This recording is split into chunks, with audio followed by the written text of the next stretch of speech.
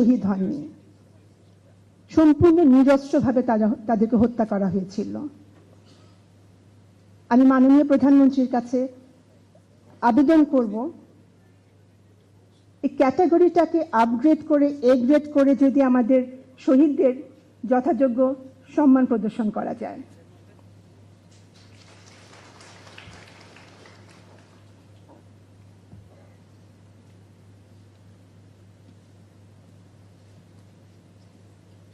যুদ্ধ করেছিলাম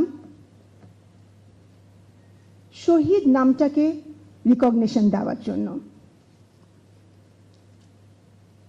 আমরা শহীদ মেজর সালে বলি, শহীদ এক্স, শহীদ ওয়াই বলি, নিজের পরিচয়ও দেই শহীদ মেজর সালে মিসেস বলি, বাট শহীদ হিসেবে গ্যাজেট আকারে ওনাদের নামটা এখনো আসেনি। আমি মাননীয় প্রধানমন্ত্রীর কাছে এটা আবেদন করছি, এই 57 অফিসারের নাম যেন গ্যাজেট আকারে শহীদ হিসেবে গ্যাজেট আকারে বেরোনো হয়।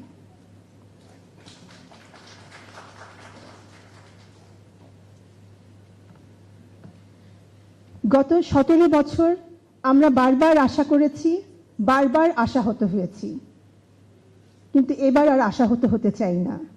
দুটো বিশেষ কারণে আমার আশাটাকে আরেকটু বেশি করছি মাননীয় প্রধানমন্ত্রীর কাছে।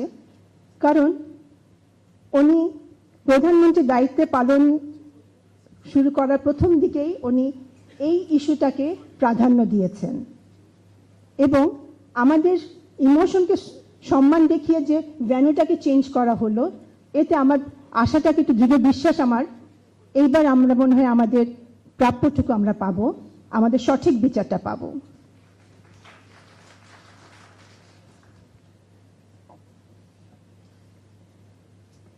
সবশেষে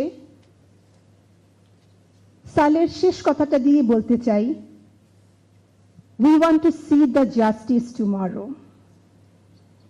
ধন্যবাদ। উপস্থিত সুধী, এখন বক্তব্য রাখবেন শহীদ কর্নেল কুদরত এলাহিয়ের সন্তান অ্যাডভোকেট সাকিব রহমান।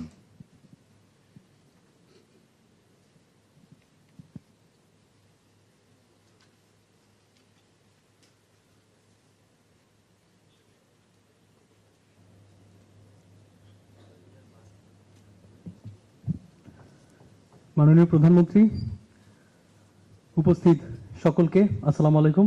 আমি অ্যাডভোকেট সাকিব রহমান, আমি শহীদ কর্নেল কুদরত এলাহির সন্তান। মাননীয় প্রধানমন্ত্রী, আমরা যারা শহীদ পরিবারের সদস্য, আমরা এই বিচারের আশায়, বিচারের কাছাকাছি যতটুকু, ইনসাফের কাছাকাছি যাওয়া গিয়েছে, এই লড়াইয়ের কাছাকাছি যতটুকু যাওয়া গিয়েছে, সেই বিষয়টি নিয়ে আমি আপনাকে একটু ব্রিফ করতে চাই। এবং আমি 5 আগস্টের পর থেকেই শুরু করি। 5 আগস্টের পরে প্রথমবারের মতো 17 আগস্ট আমরা প্রথম প্রেস কনফারেন্স করি এবং সেই প্রেস কনফারেন্সে আমরা আমাদের যে সমস্ত দাবি দেওয়া সেগুলো পেশ করি এবং আমাদের দাবিগুলোর মধ্যে মূলত দুটো ছিল। একটা হচ্ছে শহীদ সেনা দিবসকে ঘোষণা করা এবং আরেকটা হচ্ছে গিয়ে বিচার।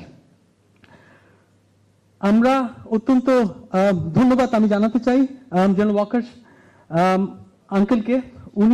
ওনার কাছে আমরা যখন দেখলাম যে একেবারেই এই দিবসটা ঘোষণা করা হচ্ছে না, গত ফেব্রুয়ারিতে আমরা গিয়েছি এবং গিয়ে বললাম যে আঙ্কেল, এটি আমাদেরকে করে দিতে হবে, আপনি অনুরোধ করেন, যাকেই পারেন না কেন অনুরোধ করেন, এবং এই দিবসটি ঘোষণা হয়েছে এবং আপনাকে অনেক ধন্যবাদ জেনারেল ওয়াকার।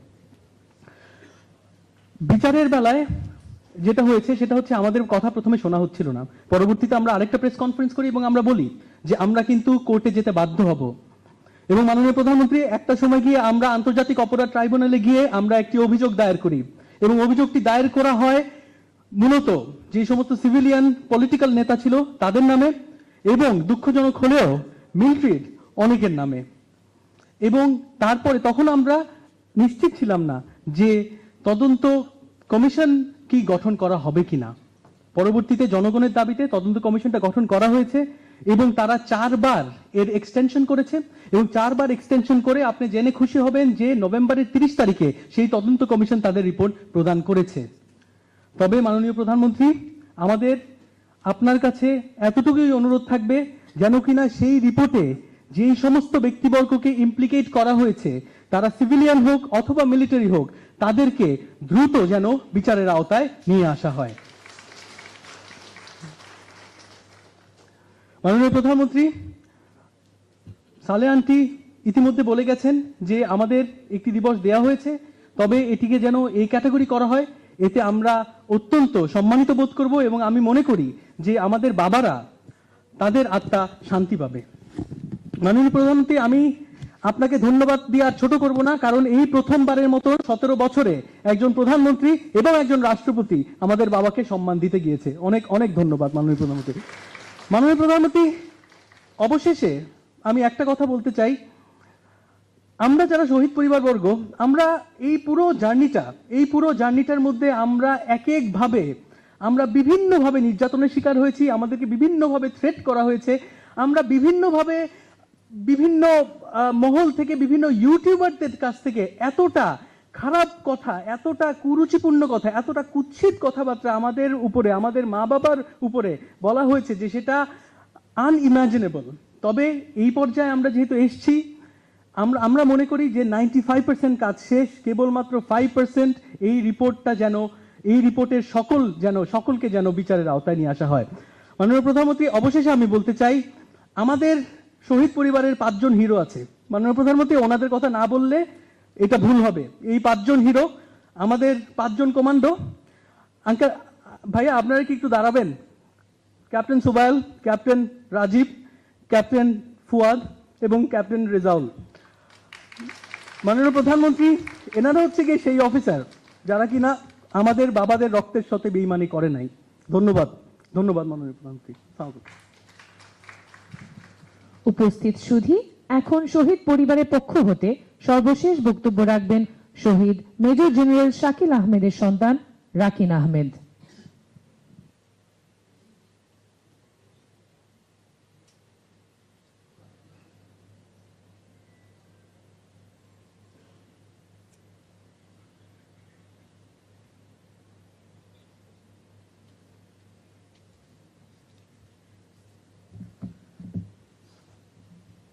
বিসমিল্লাহির রহমানির রহিম।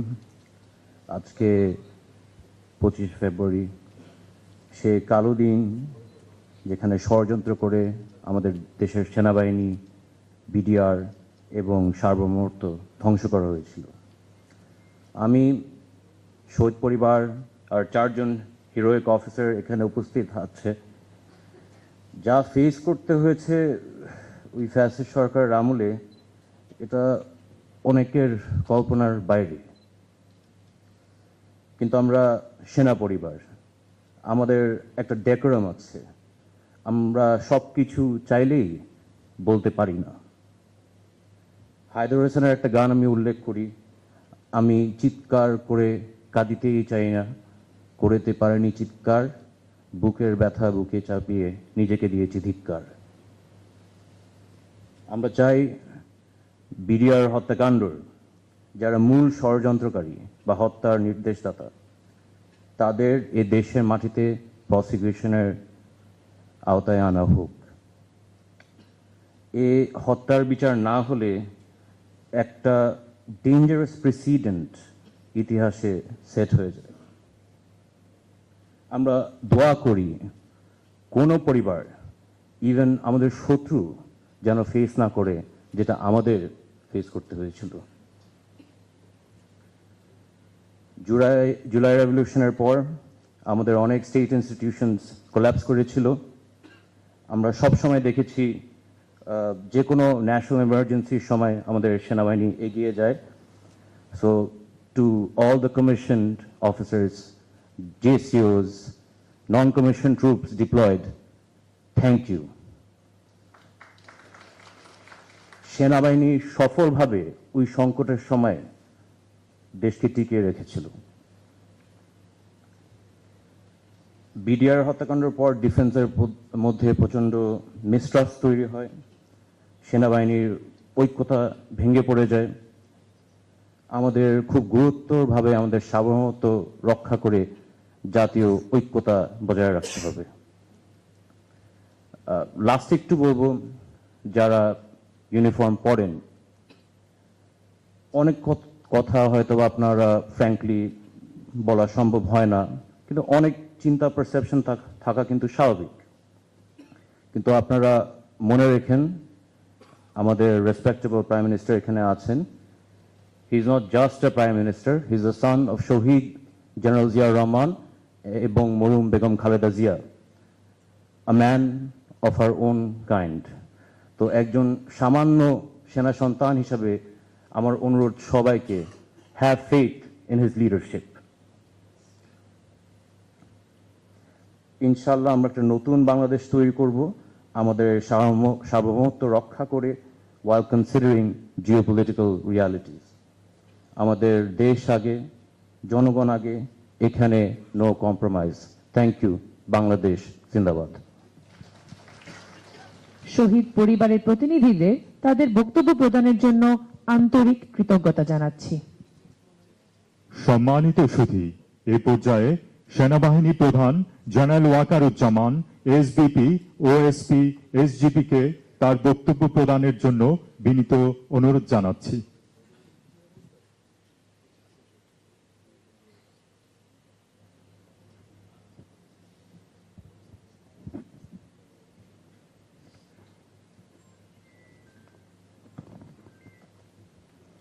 বিসমিল্লাহির রহমানির রহিম। গণপ্রজাতন্ত্রী বাংলাদেশ সরকারের মাননীয় প্রধানমন্ত্রী ম্যাডাম ডক্টর জুবাইদা রহমান, শহীদ পরিবারের সম্মানিত সদস্যবৃন্দ, মাননীয় স্বরাষ্ট্রমন্ত্রী, মাননীয় প্রতিরক্ষা প্রতিমন্ত্রী, নৌবাহিনী প্রধান, বিমান বাহিনী প্রধান, জেনারেলবৃন্দ এবং পরিবারবর্গ, উপস্থিত সামরিক ও অসামরিক কর্মকর্তাবৃন্দ, প্রিন্ট ও ইলেকট্রনিক মিডিয়া থেকে আগত সাংবাদিকবৃন্দ, আসসালামু আলাইকুম। আজ 25শে ফেব্রুয়ারি জাতীয় শহীদ সেনা দিবস। 2009 সালের 25শে ফেব্রুয়ারি পিলখানায় তৎকালীন বাংলাদেশ রাইফেলসের কিছু বিপদগামী বিদ্রোহী সদস্যের নির্মম হত্যাযজ্ঞে 57 জন বীর সেনা কর্মকর্তা সহ মোট 74 জন শাহাদাত বরণ করেন। প্রথমে আমি মহান রব্বুল আলামিনের নিকট সকল শহীদদের আত্মার মাগফিরাত কামনা করছি এবং তাদের পরিবারের প্রতি সমবেদনা জানাচ্ছি। মহান রব্বুল আলামিন সকল শহীদদের জান্নাত নসিব করুন, আমিন। আপনারা জানেন, মাননীয় প্রধানমন্ত্রীর বিশেষ নির্দেশনায় এবং উপস্থিতিতে প্রথমবারের মতো এই কলেবরে জাতীয় শহীদ সেনা দিবস পালন করা হচ্ছে এবং শহীদ সেনা পরিবারের সদস্যদের জন্য ইফতার অনুষ্ঠানের আয়োজন করা হয়েছে। এজন্য আমি উপস্থিত সকলের পক্ষ থেকে মাননীয় প্রধানমন্ত্রীকে আন্তরিক ধন্যবাদ জানাচ্ছি।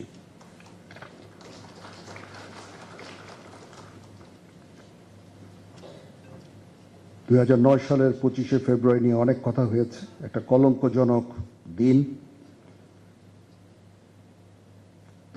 তদানীন্তন বিডিআর সদস্যদের কর্তৃক যেই বর্বরচিত হত্যাকাণ্ড সংঘটিত হয়েছিল তা ইতিহাসে নজিরবিহীন। পিলখানা ঘটনার পর শহীদ পরিবারের যে সংগ্রামী জীবন শুরু হয়েছিল তা মসৃণ ছিল না। শহীদ পরিবারের সদস্যদের সন্তানগণ জীবন গড়ার ক্ষেত্রে পিতা বা পিতামাতার স্নেহ ও মমতা থেকে বঞ্চিত ছিল। শহীদদের প্রতিটি সন্তান আমাদেরই সন্তান। বাংলাদেশ সেনাবাহিনী সর্বদা আপনাদের সর্বাত্মক সহযোগিতা নিশ্চিত করে যাচ্ছে এবং ভবিষ্যতেও তা অব্যাহত থাকবে ইনশাআল্লাহ। বাংলাদেশ সেনাবাহিনী এবং বর্ডার গার্ড বাংলাদেশের সম্পর্ক মহান মুক্তিযুদ্ধে আত্মত্যাগের মাধ্যমে রচিত হয়েছে। আমাদের স্বাধীনতা সার্বভৌমত্ব অক্ষুণ্ণ রাখার জন্য বাংলাদেশ সেনাবাহিনী এবং বর্ডার গার্ড বাংলাদেশ যৌথভাবে কাজ করছে। আমাদের জাতীয় জীবনে যেন 2009 সালের 25 ফেব্রুয়ারির মতো কোনো ঘটনা পুনরাবৃত্তি না হয়, এজন্য আমরা বদ্ধপরিকর এবং আমরা সকলে ঐক্যবদ্ধ হয়ে একটি সমৃদ্ধ বাংলাদেশ গঠনে কার্যকরী ভূমিকা পালন করব ইনশাআল্লাহ। পরিশেষে আজ মাননীয় প্রধানমন্ত্রীর উপস্থিতিতে পিলখানায় শাহাদাত বরণকারী সেনা সদস্যদের পরিবারবর্গের মাঝে আস্থা ও আশার সঞ্চার করেছে। বর্তমান সরকার অতি সম্প্রতি দায়িত্বভার গ্রহণ করেছেন। দেশের বর্তমান প্রেক্ষাপটে শত ব্যস্ততার মাঝে শহীদ পরিবারের সদস্যদের সাথে সাক্ষাৎ করায় মাননীয় প্রধানমন্ত্রীকে কৃতজ্ঞতা ও ধন্যবাদ জ্ঞাপন করছি। এছাড়াও এই অনুষ্ঠান সুন্দরভাবে আয়োজন করার জন্য সেনা সদরের এজি শাখা সহ সংশ্লিষ্ট সকলকে আন্তরিক ধন্যবাদ জানাচ্ছি। মহান আল্লাহ তাআলা আমাদের সকলের সহায় হন। আল্লাহ হাফেজ। ধন্যবাদ স্যার। সম্মানিত সুধী, এবারে আমি গণপ্রজাতন্ত্রী বাংলাদেশ সরকারের স্বরাষ্ট্রমন্ত্রী জনাব সালাউদ্দিন আহমেদকে তার বক্তব্য রাখার জন্য বিনীত অনুরোধ জানাচ্ছি।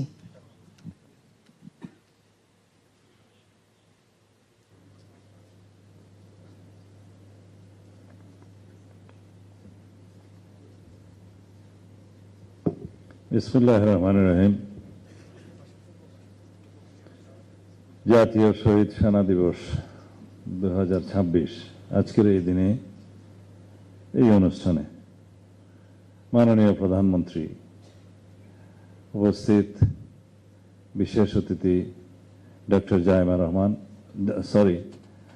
জুবাইদা রহমান, ব্যারিস্টার জাইমা রহমান, সম্মানিত প্রতিরক্ষা উপদেষ্টা, সম্মানিত সেনাবাহিনী, নৌবাহিনী, বিমান বাহিনী প্রধানগণ,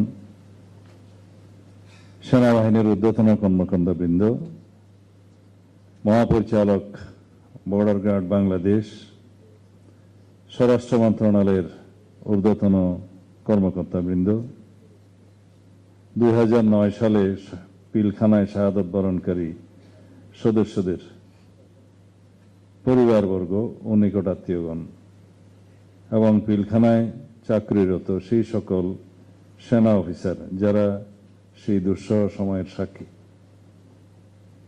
সামরিক ও বেসামরিক কর্মকর্তাবৃন্দ, উপস্থিত সম্মানিত সুধীবৃন্দ, আসসালামু আলাইকুম রহমতুল্লাহ।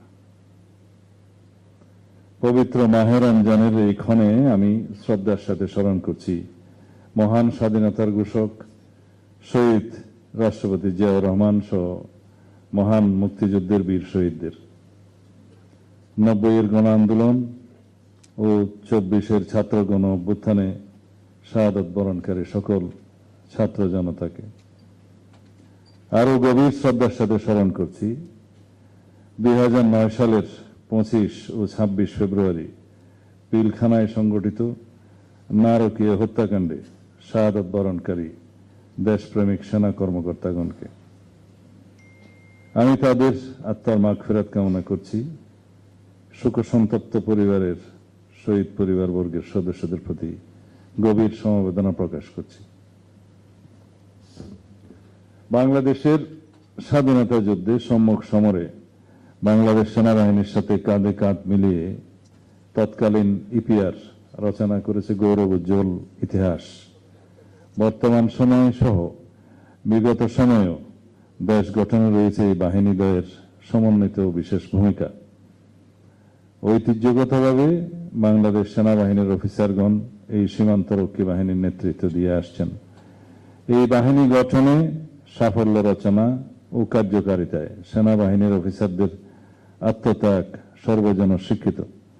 কিন্তু পরিতাপের বিষয়, গত 2009 সালে অনাকাঙ্ক্ষিত ঘটনায় পিলখানায় 57 জন দেশপ্রেমিক সেনা কর্মকর্তা সহ 74 জন শাহাদত বরণ করেন।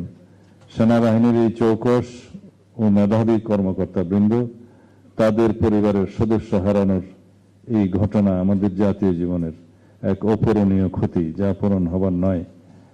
2009-এর 25 ফেব্রুয়ারি জাতি সেদিন থমকে গিয়েছিল।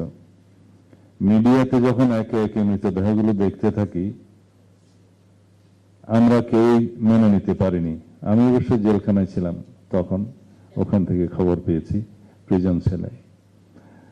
পিলখানার ঘটনা কোনো সাধারণ ঘটনা নয়। আমরা তখনই অবস্থান স্পষ্ট করি, দেশের পট পরিবর্তনের মাধ্যমে জনগণের সরকার এখন দেশ পরিচালনা করছে। অচিরেই আপনারা তার প্রতিফলন দেখতে পারবেন। শহীদ পরিবারের সদস্যদের স্বজন হারানোর বেদনা আমাদের হৃদয়কে স্পর্শ করে। দীর্ঘ 17 বছর কণ্ঠকাকীর্ণ পথে আপনাদের পথ চলা মসৃণ ছিল না। আমরা চাই পিলখানা শহীদদের আরো মর্যাদাপূর্ণ অবস্থান, চাই শহীদদের পরিবারের পাশে থেকে আমাদের সহযোগিতায় হাত বাড়াতে।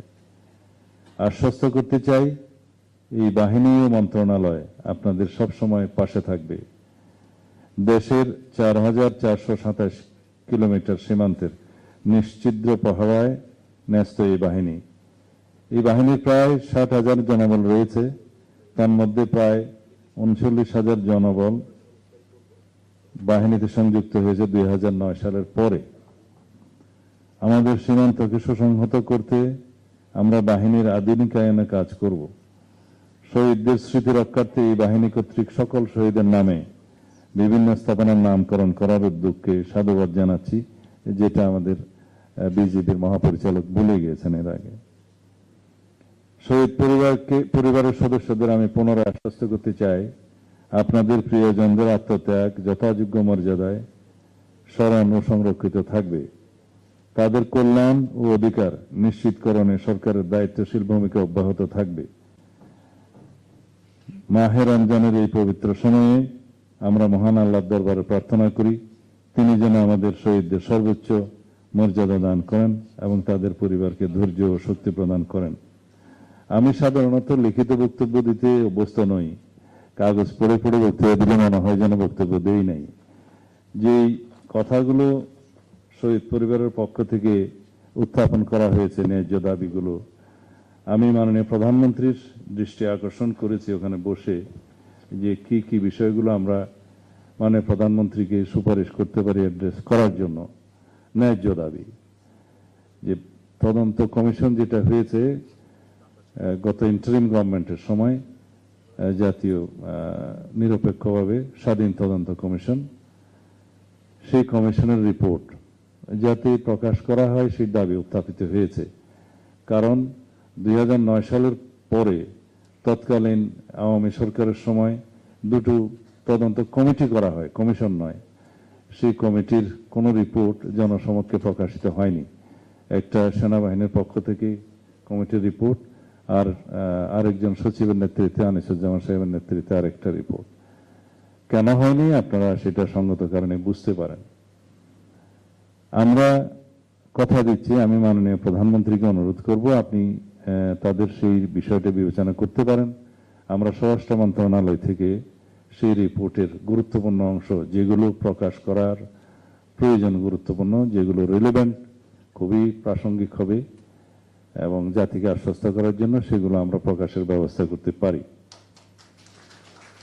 দ্বিতীয়, শহীদদের নাম গেজেট আকারে প্রকাশ করার জন্য আপনাদের দাবি উত্থাপিত হয়েছে। তা আমি নিজেও অবাক হয়েছি যে এতদিন কেন সেটা করা হয়নি। এটাও মাননীয় প্রধানমন্ত্রী আপনি বিবেচনা করতে পারেন যে শহীদদের নাম আমরা গেজেট আকারে প্রকাশ করতে পারি। তৃতীয় দাবি যে জাতীয় শহীদ সেনা দিবস, এটা সি ক্যাটাগরি মানে গ শ্রেণীর দিবস হিসেবে এখন ঘোষণা করা হয়েছে। আপনারা সবাই জানেন যে প্রথম শ্রেণীর অর্থাৎ ক শ্রেণীর দিবস হচ্ছে স্বাধীনতা দিবস, বিজয় দিবস ইত্যাদি, এবং দ্বিতীয় শ্রেণীর যে সমস্ত দিবস আছে সেগুলো জাতীয় পর্যায়ের দিবস। আমরা এটা পরীক্ষা নিরীক্ষা করে এটাকে উন্নীত করা যায় কিনা সেটা মাননীয় প্রধানমন্ত্রীকে রিপোর্ট দেব, তারপরে তিনি সেটা বিবেচনা করবেন কি। আর আপনাদের এখানে দুই একটা জিনিস রিভিল না করলে, প্রকাশ না করলে আমার বক্তব্য অসম্পূর্ণ হবে। হয়তো মাননীয় প্রধানমন্ত্রী তার বক্তব্যে বলতেও পারেন। আমি রিপোর্টের ২-১ মিনিটের মধ্যে যে প্রাসঙ্গিক বিষয়গুলো এসছে সেগুলো প্রকাশ করি। রাজনৈতিক সংগঠন হিসেবে আওয়ামী লীগের শীর্ষ নেতৃত্বরাই এই ষড়যন্ত্রের সাথে লিপ্ত ছিল, কমিশনের রিপোর্ট। দেশের স্বাধীনতা ও সার্বভৌমত্ব বিরোধী এহেন কাজের জন্য দল হিসেবে আওয়ামী লীগের বিরুদ্ধে আইনানুগ ব্যবস্থা গ্রহণ করতে হবে। হত্যাকারীদের সমর্থনে মিছিল করা থেকে শুরু করে তাদের খাদ্য সরবরাহ করা এবং পালানোর কাজে সহায়তাকারী আওয়ামী লীগের কর্মীবৃন্দ সবাই ষড়যন্ত্রকারী ও হত্যাকারীদের পরিকল্পনা বাস্তবায়নে সকল প্রকার সহায়তা প্রদান করেছে। এই সংক্রান্ত যেসব ভিডিও, ছবি বিভিন্ন সংস্থার কাছে গচ্ছিত আছে, সেগুলো পর্যালোচনা করে মিছিলে নেতৃত্ব দানকারীদের শনাক্ত করতে তাদের বিরুদ্ধে আইনানুগ ব্যবস্থা গ্রহণ করার সুপারিশ করা হলো। আমরা সম্পূর্ণ একমত এবং বিচার প্রক্রিয়ায় আওয়ামী লীগকে গণহত্যার জন্য অভিযুক্ত করে যে তদন্তটা চলছে বর্তমানে আইসিটি কোর্টের অধীনে, সেটা 2024-এর গণহত্যার জন্য। কিন্তু এখানে যে সুপারিশটা করা হয়েছে এই জন্য তদন্ত রিপোর্টের প্রেক্ষিতে কমিশনের রিপোর্টটা আমরা বাস্তবায়ন করব ইনশাআল্লাহ। আজকে এর অনুষ্ঠানটা তালে দেওয়ার জন্য নয়, আপনারা দয়া করে তালে দিবেন না।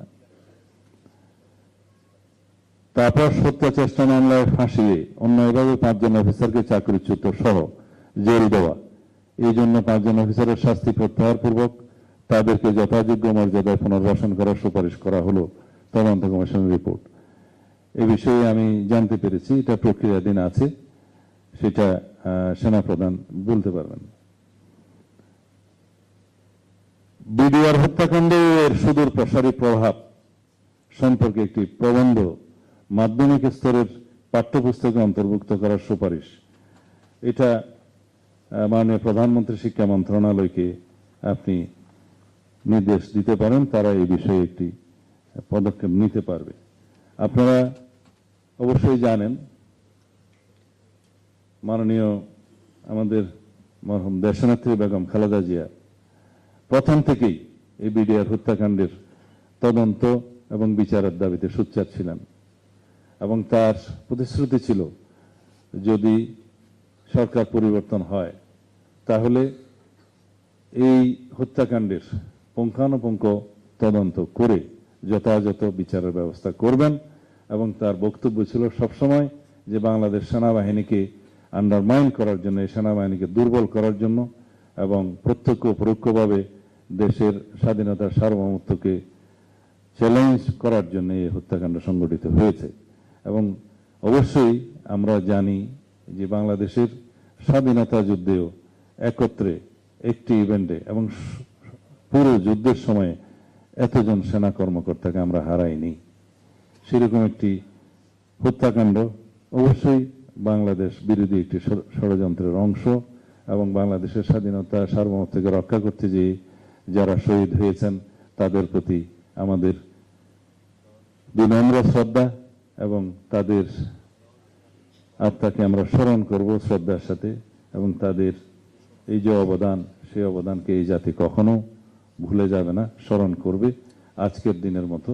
এবং এই যাত্রা শুরু হলো, আশা করি এমন একটি উদাহরণ আমরা সৃষ্টি করতে পারবো, দৃষ্টান্তমূলক একটা উদাহরণ আমরা সৃষ্টি করতে পারবো স্বচ্ছ বিচার প্রক্রিয়ার মধ্য দিয়ে যথাযথ ব্যবস্থা নিয়ে, যাতে আর কোনো শক্তি, কোনো ষড়যন্ত্রকারী এরকম কোনো পদক্ষেপ নেওয়ার জন্য এই জাতিতে আর কোনোদিন সাহস না করে। আপনাদের সবাইকে ধন্যবাদ। খোদা হাফেজ। ধন্যবাদ স্যার। সম্মানিত সুধী, এবারে আমি আজকের অনুষ্ঠানের প্রধান অতিথি গণপ্রজাতন্ত্রী বাংলাদেশ সরকারের মাননীয় প্রধানমন্ত্রী জনাব তারেক রহমানকে তার মূল্যবান বক্তব্য প্রদানের জন্য সবিনয় অনুরোধ জানাচ্ছি।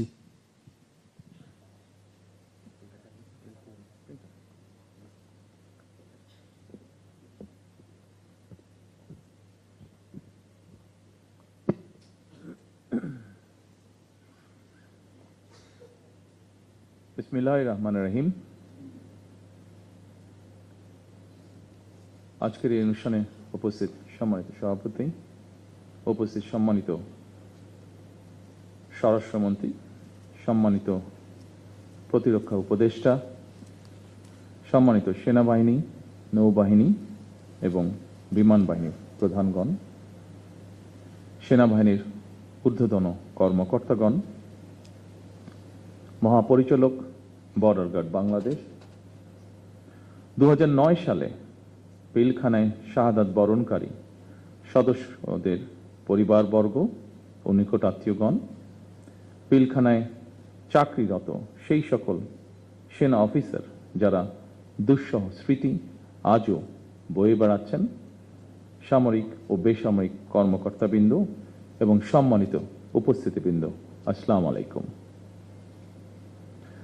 মাহে রমজানের এই পড়ন্ত বিকেলে আমি শ্রদ্ধার সাথে স্মরণ করছি মহান মুক্তিযুদ্ধের বীর শহীদদের, 90-এর গণ আন্দোলন এবং 24-এর গণ অভ্যুত্থানে শাহাদাত বরণকারী সকল ছাত্র জনতাকে গভীর শ্রদ্ধার সাথে স্মরণ করছি 2009 সালের 25 এবং 26শে ফেব্রুয়ারি পিলখানায় সংগঠিত বর্বরোচিত হত্যাকাণ্ডে শাহাদাত বরণকারী 57 জন দেশপ্রেমিক সেনা কর্মকর্তা সহ 74 জন বীর শহীদকে।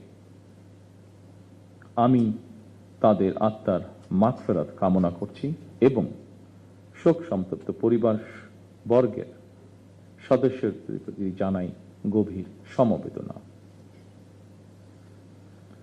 আজ 25শে ফেব্রুয়ারি জাতির ইতিহাসে এক রক্তাক্ত এবং বেদনা বিধুর দিন। এ দিনটি এলে প্রকৃতি যেন আবার স্মৃতি ও শোকের ভারে নীরব হয়ে যায়। বাতাসে ভেসে আসে সেই বিভীষিকাময় মুহূর্তের আর্তনাদ। আমাদের হৃদয় গভীর বেদনায় ভারাক্রান্ত হয়ে ওঠে। 2009 সালের 25 এবং 26শে ফেব্রুয়ারি নির্মম ঘটনা আমাদের জাতীয় জীবনে এক গভীর ক্ষত সৃষ্টি করেছে, যার বেদনা সময় পেরিয়ে আজও বহমান।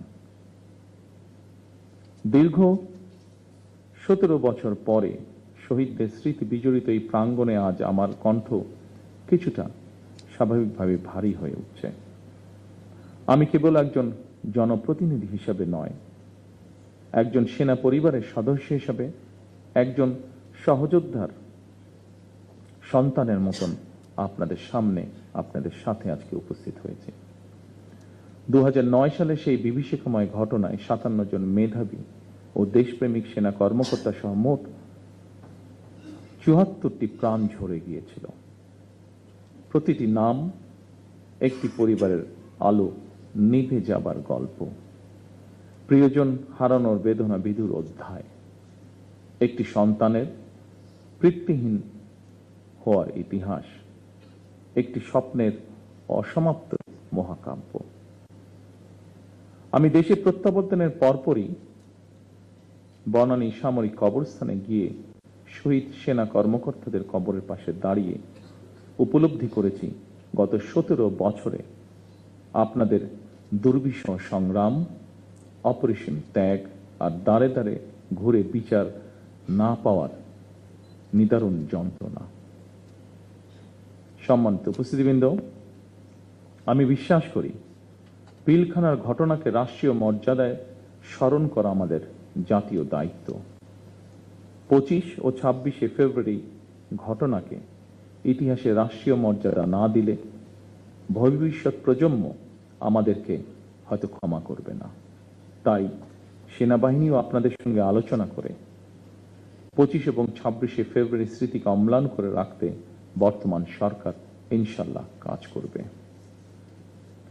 আমাদের সীমান্ত রক্ষী বাহিনী শিকড় আমাদের স্বাধীনতার ইতিহাসে প্রথিত।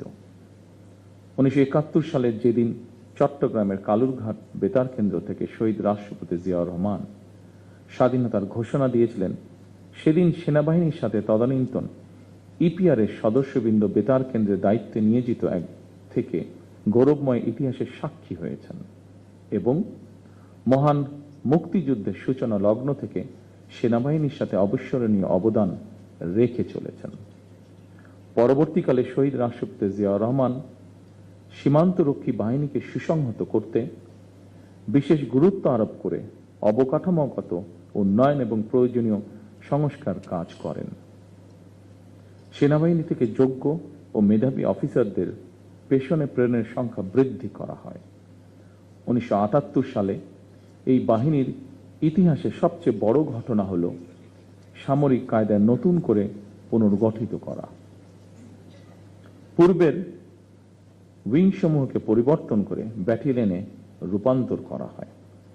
দুটি নতুন ব্যাটালিয়ন সংযোজন করে বাহিনীর সংগঠনকেও পরিবর্ধিত করা হয়। দীর্ঘ সংগ্রামের পর আজ জনগণের রায় নির্বাচিত সরকার দেশ পরিচালনা করছে। দেশের প্রশ্নে আমরা সীমান্ত বাহিনীকে আরো আধুনিক ও সুসংহত করব ইনশাআল্লাহ। আমাদের সদস্যরা দেশপ্রেম ও পেশাগত উৎসর্গতায় সীমান্তে দায়িত্ব পালন করবে ইনশাআল্লাহ।